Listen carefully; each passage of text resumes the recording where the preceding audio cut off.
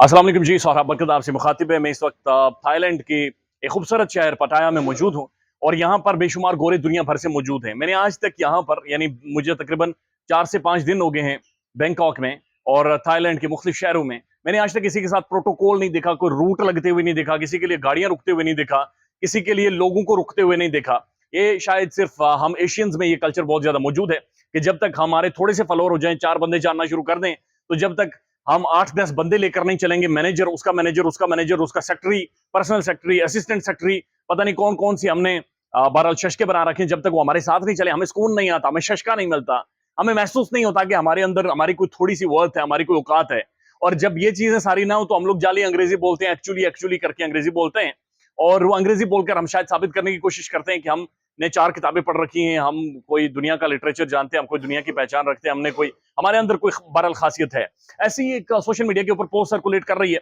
और वो ऐमन खान और मीनार खान के हवाले से पाकिस्तान की लीड एक्ट्रेसेस हैं, पाकिस्तान में मिलियंस में इनकी फॉलोइंग है, बहुत तगड़े पैसे लेती हैं, करोड़ों रुपए लेती हैं और अभी तकरीबन करोड़ों अरबों रुपए का ये ब्रांड लॉन्च करने जा रही है पाकिस्तान में, बाकायदा लॉन्च हो भी गया है मेरे ख्याल में,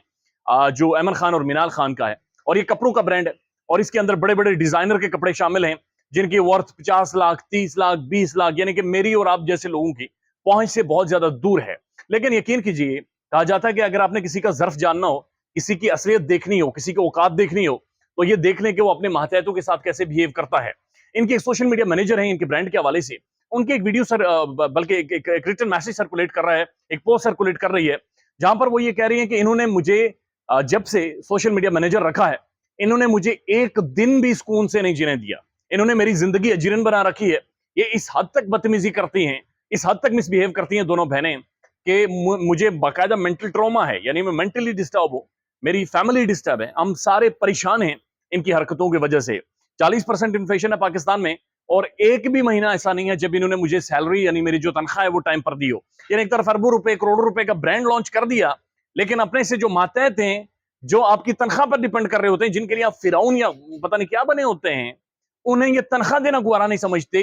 कीड़ा मकोड़ा बदकिस्मती से समझा जाता है पाकिस्तान में जो भी आपके मातहत होता है। यकीन कीजिए, इस हवाले से नबी करीम सल्लल्लाहु अलैहि वसल्लम की हदीस भी है कि तुम में से हर एक निगहबान है और हर एक से उसकी राया के बारे में सवाल पूछा जाएगा और राया वो आपसे मुंसलिक जुड़े हुए लोग होते हैं जिनका किसी ना किसी तौर पर आप पर ताल्लुक होता है या जो आप पर डिपेंड कर रहे होते हैं, उनके बारे में बाकायदा से सवाल पूछा जाएगा और इसके लिए आप जवाबदेह होंगे। लेकिन यहाँ पर कहानी बड़ी उल्टी है, यहाँ पर गंगा बड़ी उल्टी बैठी बहती है, जहां पर जिसके हाथ में जो आता है ये नोच लेता है। बदकिस्मती से पाकिस्तान में स्टार्स हो, आम लोग हो, ये वो गिद्ध बने हुए हैं जिनका काम है दूसरों की बोटियां नोचना, जिसका जहां तक जितना हाथ पड़ता है वो उतना हाथ डालता है। सिर्फ बड़े के सामने नहीं बोलता, छोटों के सामने या अपने से मातहतों के सामने मंड के रखो, इनकी तबाही फेर दो। और ऐसी कुछ कहानी इनके हवाले से सामने आ रही है, जहां पर उनकी जो सोशल मीडिया मैनेजर हैं वो कह रही हैं चाय का कप तक नहीं देते थे, यानी रोटी नहीं मुझे खाने को देते थे, 24 घंटे मुझसे काम करवाते थे। और हालिया वुमेन डे हुआ है दुनिया भर में, पाकिस्तान में भी खवातीन सड़कों पर निकली हैं, नारे मारे, मर्द को कुत्ता बनाएं, पटा डालें, पता नहीं क्या क्या बातें करें।